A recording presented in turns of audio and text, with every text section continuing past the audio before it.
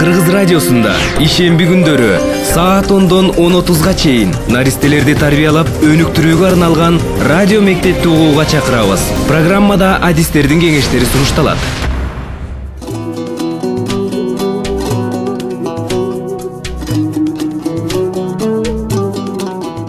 Кутман күнүңүздөр менен, урматтуу радио угуучулар. Эфирде кайрадан радио мектеп уктуруусу. Бүгүн биз сиздер менен жайкы ысык мезгилде наристелердин ден соолугунун коопсуздугун кантип камсыз кыла алабыз? Мына ушундай маселенин тегерегинде кеп кылабыз. Бүгүнкү биздин студиянын коногу Бишкек шаарындагы санитардык эпидемиологиялык көзөмөл борборунун дарыгери Чыналиева Рыскүл Тилинбаевна болмокчу. Саламатсызбы, Рыскүл Тилинбаевна? Студияга кош келипсиз. Бүгүн мына өзүбүз көрүп тургандай күн аябай ысып жатат. Ушундай күндөрү биз кичинекей наристелерибиздин ден соолугун кантип сактап кала алабыз, кантип коргой алабыз, кандай кооптуу учурлар болуп атат азыр, ата энелер эмне кылыш керек ушундай учурларда? Ушул суроонун тегерегинде кеп кылсак. Дагы бир жолу радио угуучулар, саламатсыздарбы? Жай айлары кандай керемет. Баарыбыз жайды күтөбүз. Жай келгенде досторубуз менен, үй бүлөбүз менен чогулуп алып тоолорго барабыз, сууга түшөбүз, иммунитетти чыңдоого аракет кылабыз. Көлгө барабыз. Ооба, ушундай жакшы, активдүү эс алууга өтөбүз.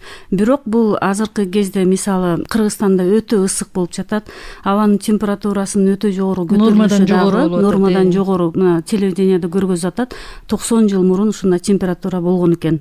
Ошол абанын температурасынын көтөрүлгөнүнө байланыштуу биздин адамдардын организмине терс таасирин тийгизиши мүмкүн. Мисалы кан басымы жогоркулардын кан басымы көтөрүлөт, жүрөк оорулары менен ооругандардын жүрөк оорулары козголушу мүмкүн. Ошондой эле жугуштуу оорулардын дагы, ичек карын ооруларын да күчөшү мүмкүн.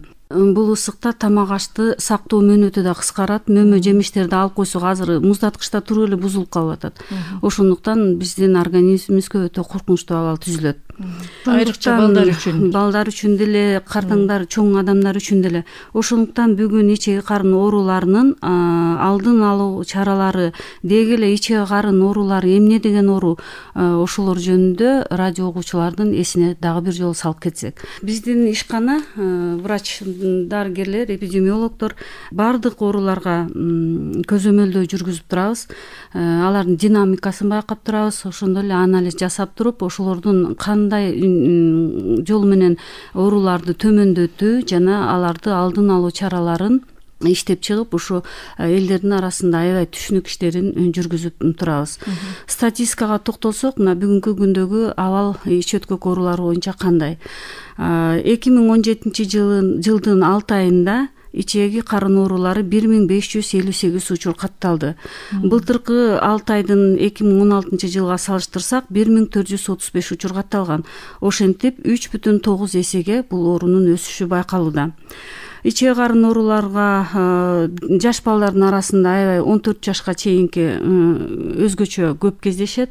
Алардын арасында мисалы алсак 1105 киши катталган быйыл, ал эми былтыр 1060 болгон. Мында дагы өзгөчө байкалуу. Бул Бишкек шаары боюнча. Биз көзөмөлдү Бишкек боюнча андан да көп. Андан да көп болуш керек. Ичеги карын ооруларга салмонеллез деген оору кирет, ошондой эле дизентерия оору кирет. Салмонеллез оорусу дагы быйыл өсүүдө. Былтыркы ушул айда эле 8 учур катталган болсо, быйыл 28 учур катталып, оорунун өсүшү 3,5 эсеге көбөйдү. Бул оору балдарга кантип жугуп калышы мүмкүн? Ага азыр токтолобуз. Дизентерия оорусу деле былтыр 126 болсо, быйыл 94. Бул оорунун 28,4%ке азайган болуп эсептелип атат да.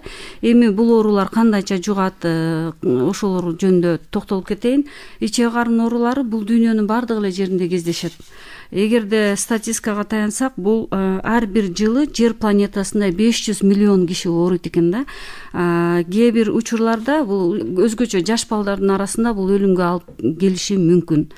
Ичеги карын оорулары бул тамак аш аркылуу жугат, ошондой эле кир кол аркылуу жугат жана суудан да жугушу мүмкүн. Бул ооруда тамак аш сиңирген органдар жабырканат. Мисалы тамак аш кандай кирет бизге? Биринчи оозго кирет, туурабы? Оозго киргенде ооздо бизде шилекей бар. Шилекейдин ичинде фермент бар, лизоцим деген фермент бар. Ал фермент дагы өзүнчө бир коргоочу барьерге ээ болот да. Ошол фермент тамак менен кирген кээ бир микробторду өлтүрөт дагы. анан кийин майдаланып андан ары ашказанга түшөт. Ашказанда дагы бул организмдин өзүнүн өзгөчөлүгү да. Ашказанга түшкөндө дагы ашказанда туз кислотасы, соляный кислота иштелип чыгат. Ал дагы өзүнүн козгогуч барьер болуп эсептелет. Ал микробторду дагы бир канча микробторду өлтүрүп, андан ары ал ичеги карындарга жылат. Ошолорго жугуп, ал жерде дагы иштелип сиңирилет. Ал жерде ичегилердин өзүнүн варцинкалары бар. Ошол варцинкалар дагы кургогуч мааниге ээ. Андан кийин ошол иммунитетке жооп берген иммуноглобулин А деген дагы ферментибиз бар. Ал дагы өтө козгогуч барьерге ээ. Ушундай жолдор менен корголуп отуруп, микробтордун бир канча пайызы өлүп отуруп, анан калганы бирок организмге тарап кетиши мүмкүн. Ошондой эле ичегиде дагы бизге пайдалуу болгон бактериялар бар. Алар бифидобактерин, лактобактерин, бактероиды, ошондой эле ичеги таякчасы. Булар бизге өтө пайдалуу. Биздин эгерде жана микробторду сырттан кирген жана оору козгогуч патогенный микроб деп коебуз, ошолор кирсе, алардын баш көтөртпөй басаңдатып, алардын патогендик касиетин басаңдатып туручу, аларды нормага келтирип жүрүүчү ушул бактериялар чоң мааниге ээ. Ооруну бактериялар чакырат, ичеги карын ооруларын бактериялар чакырат, вирустар чакырат, грипптер чакырат, кандида деп коебуз. Ошондой эле паразиттер да чакырышы мүмкүн, лямбле же амебиоз. Оорунун булагы, оору каяктан жугат? Оорунун булагы болуп оорулуу адам эсептелет, же болбосо ошол бактерияны алып жүрүүчү, биз медициналык тил менен носитель деп коебуз. Ал өзү оорубайт, оорунун белгилери ал кишиде болбойт, бирок деген кандайдыр бир факторлор аркылуу ал башка кишиге берилип, жугузуп калышы мүмкүн. Ошондой эле оору чакырган микробтордун касиетине токтолсок, алар тышкы чөйрөдө өтө туруктуу келишет. Төмөнкү температурада да көпкө сакталат. Мисалы, муздаткычта деле алар бир нече саатка, бир нече суткага чейин сакталып тура бериши мүмкүн да. Өзүнүн оору сактагыч касиетин жоготпой сакталып тура бериши мүмкүн. Ошондуктан бул ысык күндөрү муздаткычта мөмө жемиштерди, ошондой эле тамактарды, сүт азыктарын, эт азыктарын сактоо өтө коркунучтуу болуп турат. Оорунун таралышына көпкө сактабаш керек. Колдон келишинче свежий жеш керек да. Аз-аздан сатып алып свежий жегенге аракет кылыш керек. Оорунун таралышына дагы бир нече факторлордун тиешеси бар. Булар мисалы суу менен да жугушу мүмкүн, сүт азыктары, жумуртка, буюмдар, мисалы оюнчук, өзгөчө жаш балдар мисалы оюнчуктар менен көп ойношот, оюнчуктарды дайыма жууп туруш керек да. Эгерде ошо жуулбай калса, могу ысыкта ал дагы микробтордун көбөйүүсү байкалат. Ошондой эле колдонгон буюм, идиш аяктар, ачык сууларда сууга түшүү дагы коркунучтуу. Себеби сууда булар көбөйө баштайт да, ысык болуп атпайбы. Анан кийин эшиктин калгалары мисалы сарык оорулары дагы ушулар аркылуу жугушу мүмкүн. Ошондой эле өздүк гигиенаны, эшиктин кармагычтары да коркунучтуу турушу мүмкүн. Өздүк гигиенаны сактабастан жүрүү бул дагы оорунун таралышында чоң ролду ойнойт. Мисалы, дааратканага барып келгенден кийин колду сөзсүз самындап жууш керек, тамак жердин алдында дагы колду жууш керек, жаш балдардын дагы колдорун жууп тазалыкты сактоо керек. Бул оору менен бардык жаштагы адамдар оорушат. Жаш балдар жана 65тен жогорку болгон кары картаңдардын арасында оору көбүрөөк кездешет. Себеби алардын иммунитети начар болгондуктан бул оору аларда кабыл алуусу бийик болот да. Оорунун белгилерине токтолуп кетсек, эми баарыбыз билишибиз керек. Жай аптаптуу болуп аткандан кийин инкубациялык период деп коебуз медицинский термин боюнча. Бул деген ошол бактериянын адамдын организмине түшкөндөн кийин ошол өзүнүн биринчи оорунун белгилери пайда болгонго чейинки убакытты айтабыз. Бул ичеги карын ооруларында 6 сааттан 1 суткага чейин созулат. Кандай болуп башталат? Бала ыйлайт, дене табы көтөрүлөт, 38, 39, 40ка чейин көтөрүлүшү мүмкүн. Ич ооруйт. Буларды айта албаган кичинекей ымыркай балдар ыйлап, көңүл айлануу, кусуу, бул чоңдор айтат да эми.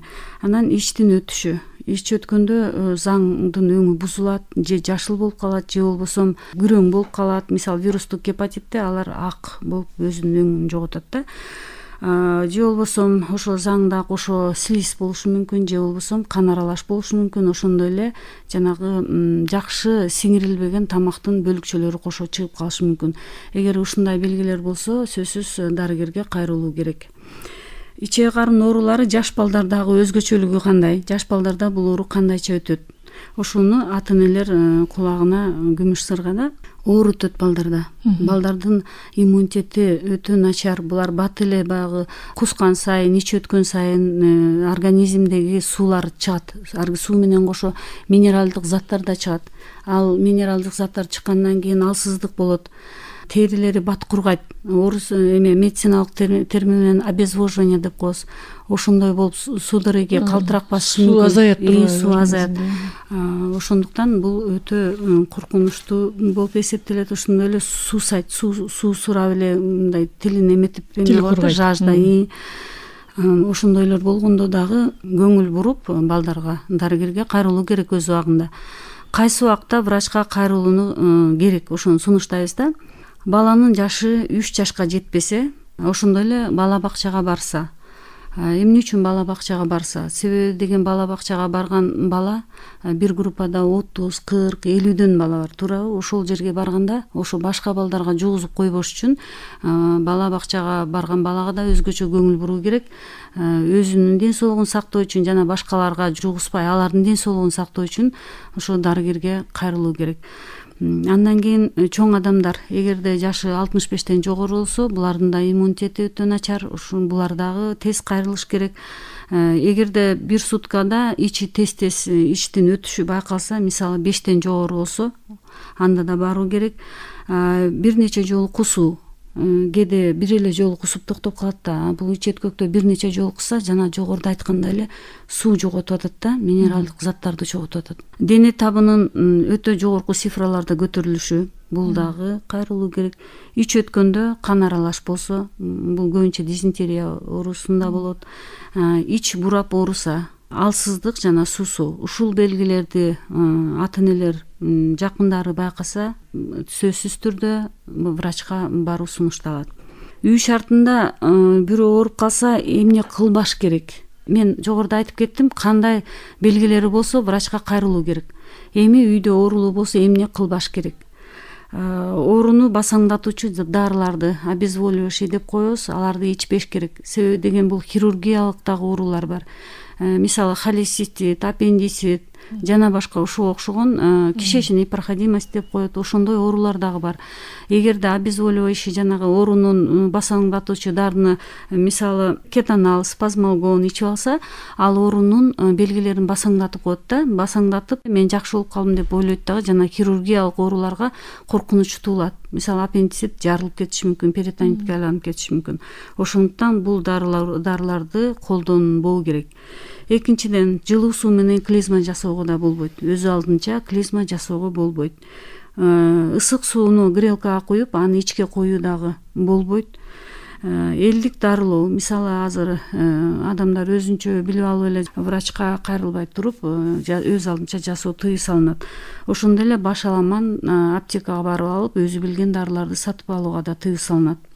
Мисалы имодиум деген дары бар, ал өтө эффективдүү да, аны ичкенде сразу токтойт. Бирок деген ал ошол жерге накапливация эте берет ичегинин ичиндечи, алар накапливация эткенде кайрадан токсиндер көбөйөт дагы, кайра чогултат дагы, анан кийин ал кайра организмге тарап туруп, токсиндин таасирин күчөтүшү мүмкүн да.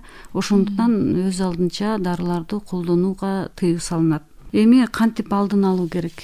Алдын алуу үчүн биринчиден эң чоң ролду ойногон өздүк гигиенаны сактоо. Чоң адамдар буларга түшүнүктүү. Мисалы, дааратканага барып келгенде, тамак ичердин алдында, жалпы транспортто, көчөдө автобуска түшөбүз, маршрутной таксилерге түшөбүз. Ошолордон келгенде, же болбосо акча кармап келебиз. Ошонун баарын көчөдөн келгенден кийин сөзсүз түрдө колду самындап, тазалап, жууп, анан тамакка отурсак. Жаш балдарды, кичинекей балдарды болсо ата энеси караш керек. Апаларынын тырмагы кыска болуш керек.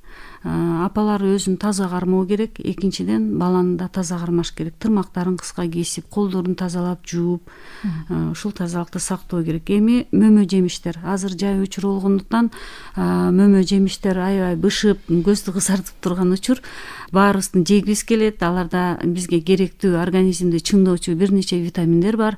Ошол витаминдерди кабыл алабыз, бирок ошентсе дагы жууп жөө сунушталат. Эгерде чоң кишилерге болсо, жанагы агып аткан сууга, крандын суусуна бир нече жолу жууп жеш керек. Ал эми майда балдарга болсо, бул жетишсиз болуп калат. Андай сууда жууш, муздак суу, кайнатылган суу менен бир сыйра чайкап салуу керек да. Анан тез бузулуучу тамактарды муздаткычта аракет кылыш керек. Аз сактоого, негизинен свежий жасап жегенге аракет кылыш керек. Көчөдө дагы азыр мисалы көчөдө дагы мөмө жемиштерди сатып калат. Алар ысыкта кечке турат. Кечке асфальттан машиналар өтөт, транспорт өткөндө алардын дагы резиналары ысыйт, алардан дагы бир организмге тез таасирин тийгизген заттар бөлүнүп чыгышы мүмкүн. Аларды тиги көчөдө сатылып аткан мөмө жемиштер өзүнө сиңирип алышы мүмкүн да. Ошондуктан орусча айтканда установленных местах покупать деп айтабыз. Ошол көчөдөн сатып албаш керек. Базарларда текшерилип өтүлгөн ошондой мөмө жемиштерди алып колдонуш керек. Ошондой эле дагы биринчи орунда тазалык турат. Таза кармоо керек, үйдөгү бөлмөлөрдү таза кармоо керек, даараткананы таза кармоо керек, жуунуучу бөлмөнү дагы таза кармоо керек. Андан кийин экир-чекир мусорларды дагы өз убагында чыгарып, үйдөгү тазалык дагы чоң ролду ойнойт. Ичеги карын оорулары боюнча ушулар. Эми сууда бүгүнкү күндө эми ушул ысык болуп турган мезгилде сууга түшүү сөзсүз түрдө балдар сууга түшөт. Кээ бир ата энеси менен барат, кээ бир ата энесинин уруксаты жок эле өздөрү деле кетип калат. Ошон үчүн бир аз сууга дагы токтолуп кетсем. Биздин санитардык эпидемиологиялык көзөмөлдөө борбору шаардагы бассейндерди көзөмөлдөп турат.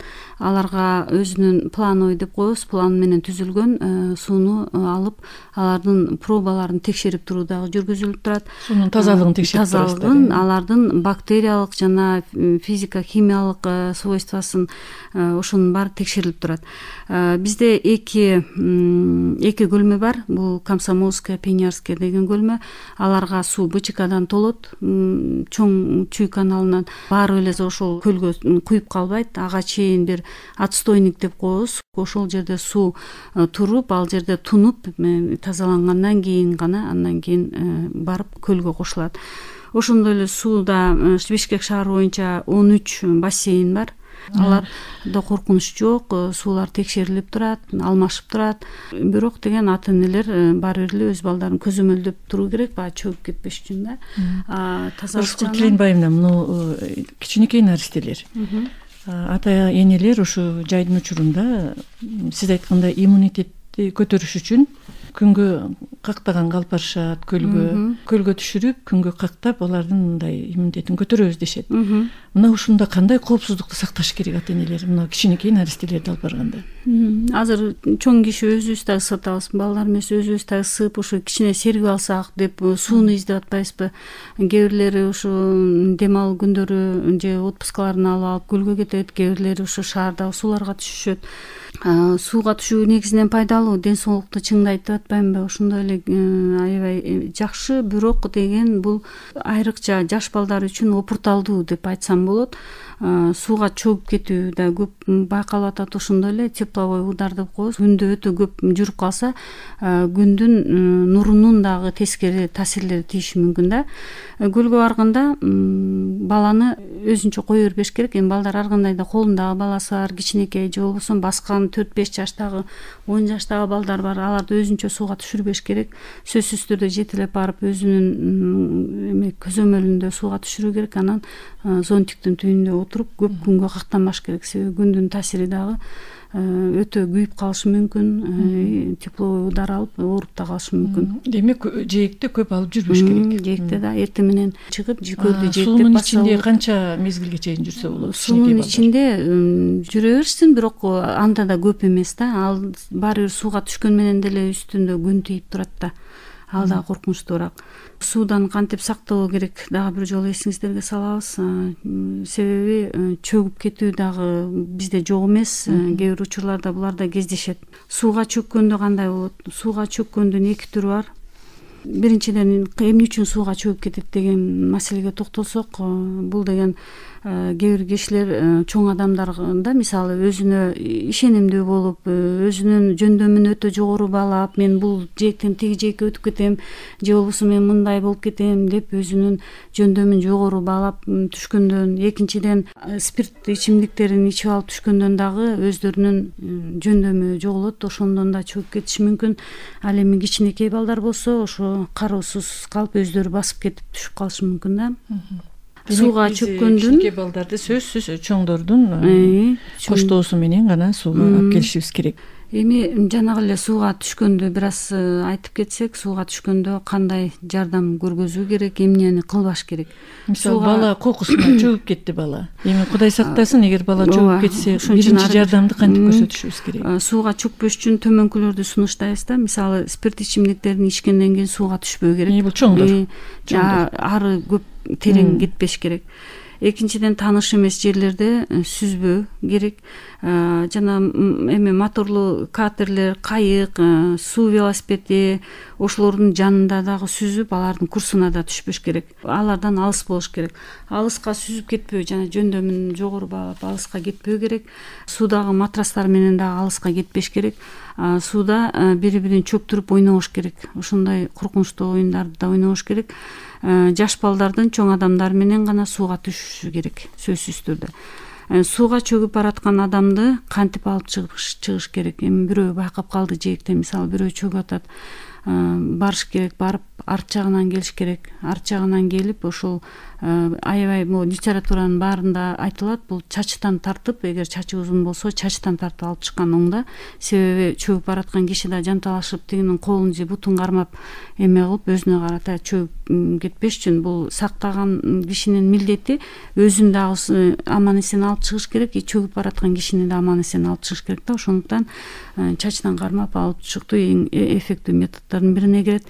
Алып чыкты, алып чыккандан кийин чөгүүнүн түрлөрү деп коет да. Бул мисалы чөккөн киши көпмөк болуп калды. Бул учурда ошол суу дем алуу органдарына жана ашказанга кирип кеткен болот. Суу киргенден кийин эле ал кан тамырга барат дагы, ошо кан менен суу аралашат. Ошондуктан жанагы адамдын денеси өтө көк болуп көрүнөт да, ашказанына да суу толуп калат. Экинчи түрү болсо, бул болсо голосовой щель деп коебуз, жанагы үн чыккан тешик рефлекторуна жабылып калат дагы, суу дем алуу органдарына жана ашказан жакка кирбейт. Адамды алып чыккандан кийин тизесине отургузуп туруп, адамды башын ылдый каратып суунун агышына жардам бериш керек да. Ошондой эле эки колун салып алып, тилин басып, искусственный рвота деп коебуз, кустуруш керек. Кустура бериш керек, суу чыга бериш керек дагы. Качан гана киши жөтөлүп жибергенде же болбосо ашказандагы жеген тамактын калдыктары чыкканда, уже суунун баары чыкты деп эсептесек болот дагы. Андан кийин чалкасынан жаткызып, анан адамдын абалын көрүш керек. Эгерде дагы эле начар болсо, анда реанимационный мероприятиялар жүргүзүш керек.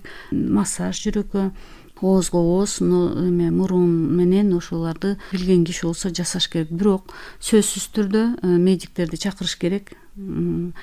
Себеби деген адам эгерде ошол кезде өзүн жакшы сезип, бир-эки басып жүрсө деле өтө коркунучтуу да. Бул мисалы суу организмге кирип кеткен болсо, ал 1 саатпы, 2 күнбү өзүнүн эмесин берет да.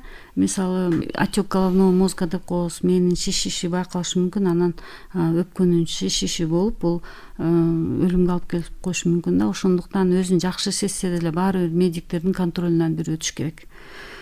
Ушул эми бул сезондо жакшы өтүп кетели деп ойлойм. Ар бир киши ата энеси жооптуу болуп, өздөрү ушуга аракет кылса. Ушул менин сунуштарым. Ырыскүл Тилимбаевна, дагы бир олуттуу маселе бар да. Кичинекей балдар жай мезгилинде аллергиялык дагы ооруларга кабылып калышат. Бул эмне деген оору аллергия деген? Ысык маалда балдарда ал кандай пайда болот? Эмне себептен пайда болуп калат? Анан кантип сактаныш керек балдар? Аллергия оорусу бул баарыбызга эле белгилүү. Аллергия деген ошол организмге бирдеме жакпай ошого адамдын болгон реакциясы да. Мисалы ал кичинекей төрөлгөн бала келди дейли үйгө.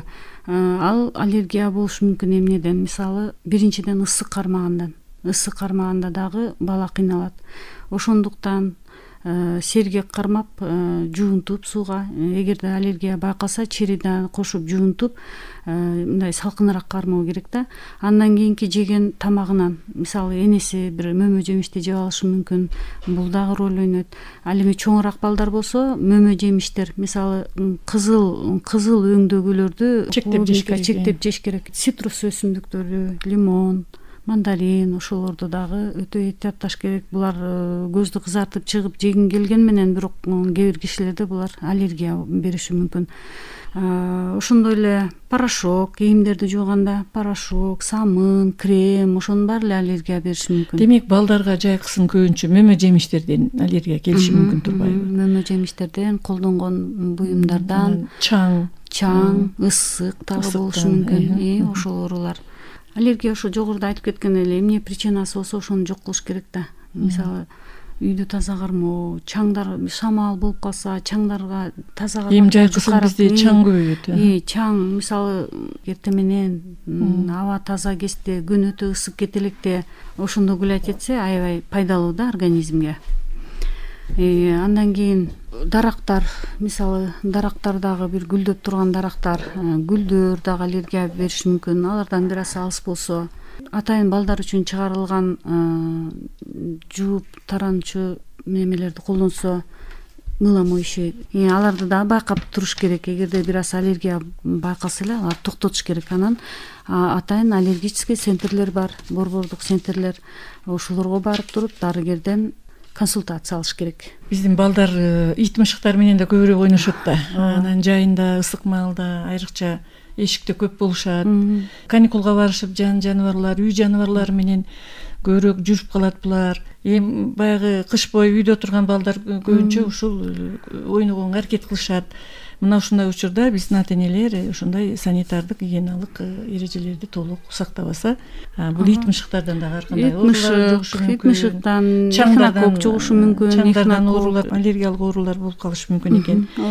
Демек, урматтуу ата-энелер, жайдын келгени баарыбыз үчүн жакшы, айрыкча балдардын эс алуусу үчүн жайкы мезгил абдан жакшы. Бирок айрыкча наристелерди, ошо төрөлгөндөн 5 жашка чейинки учурдагы наристелерге жай мезгилде алардын ден соолугунун коопсуздугу үчүн бөтөнчө көңүл бурушубуз керек экен. Ал үчүн эриде аларды эң жайында көп кездешүүчү ичеги карын ооруларынан сакташыбыз керек. Алардын эң негизги эле себептери ошо санитардык гигиеналык эрежени сакташыбыз керек экен.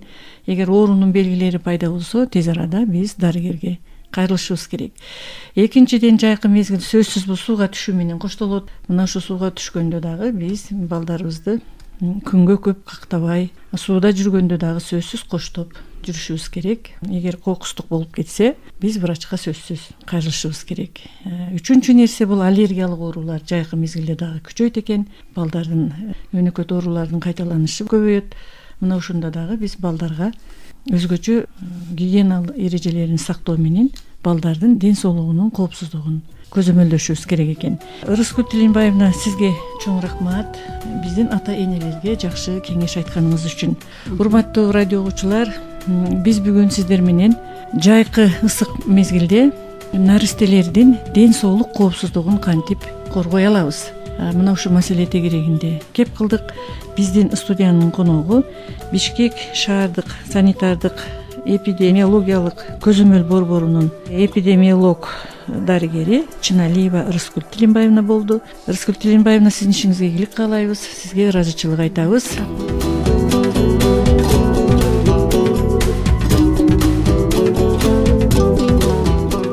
Урматтуу радио угуучулар, ушуну менен биз кезектеги уктуруунун соңуна чыктык. Бүгүнкү уктурууну мен Топчугүл Шайдулаева алып бардым. эскерте кетсек, бул ата энелерге арналган радио мектеп уктуруусу Роза Утунбаеванын демилгеси эл аралык коомдук фонду жана Кыргыз радиосу менен биргеликте уюштурулуп эфирге чыгып жатат. Бүгүнкү уктуруунун режиссеру Жыргал Аманова болду. Эфирден кайра учурашканча саламат туруңуздар.